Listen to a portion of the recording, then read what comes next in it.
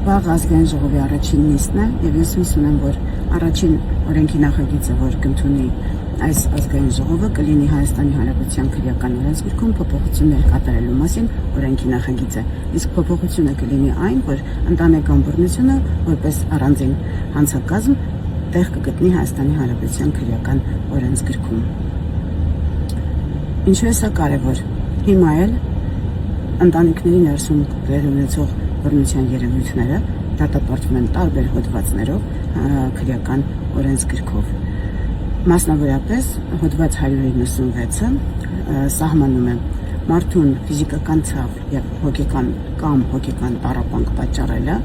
եթե դա կատարվում է մերձավոր ազգականի կողմից, իսկ ամուսինները համարվում են մերձավոր ազգական, եթե կատարվում է հանցավորից կախվածության մեջ գտնվողի նկատմամբ, իսկ կանայք հիմնականում կախվածության մեջ են գտնվում ամուսիններից, եթե կատարվում է հղի կնոջ նկատմամբ, դատապարտվում է 3-ից 7 տարի ազատազրկմամբ։ Ինչի է կարևոր, որպեսզի այս եւ մնացած տարբեր հոդվածներում տեղ գտած բռնության երևույթները տեղավորվեն ընտանեկան բռնություն անունը կրող հոդվածի տակ, որպեսզի ամուսինները ճանաչեն իրենց արարքը, նույնականացնեն քրեական հանցագործության հետ եւ գիտակցեն դրա հնարավոր հետևանքները։ Հիմա որևէ տղամարդ չգիտի, որ կնոջը ապտակելը, իր կնոջը ապտակելը դատապարտելի քրեական հանցագործություն է։ Որևէ կին չգիտի, որ այդ ստացած ապտակը, որը եւ ֆիզիկական ցավ եւ հոգեկան տառապանք է պատճառում, ոչ թե նորմալ երևույթ է, ոչ թե սիրո կամ ուշադրության արտահայտություն է, այլ պարզապես քրեական հանցագործություն, որը քրեական օրենսգրքի համապատասխան հոդվածով դատապարտվում է մինչև 7 տարի ազատազրկմամբ։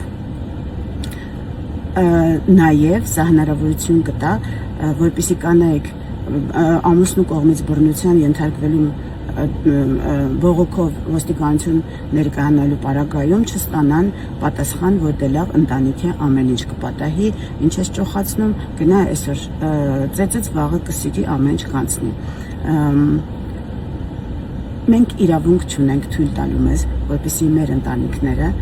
լինեն քրեական ենթամշակույթի բնօրյան, այնինչ, եթե քրեական հանցագործությունները ընդունելի են ընտանիքների ներսում, դա չի կարող չբերել, չծնել նոր հանցագործություններ, դա չի կարող քրեական ենթամշակույթը չհիմնավորել մեզանում որպես պարզապես կյանքի օրենք։ Նախկինում նման փորձ եղել է քրեական օրենսգրքում ընտանեկան բռնությունը որպես առանձին հանցակազմ ներառելու փորձ եղել է, որը անհաջողության է մատնվել պատճառաբանությամբ, որ մեր օրենսգրքի կառուցվածքը այլ է եւ նման հնարավորություն չի տալիս։ Կարծում եմ, որ օրենսգրքի կառուցվածքը ամենակարևորը չէ այս խոսակցության մեջ եւ կարող է փոքրիչ փոփոխվել։ Շնորհակալություն եւ հաջողություն եմ մաղթում այս խորհրդարանի աշխատանքներին։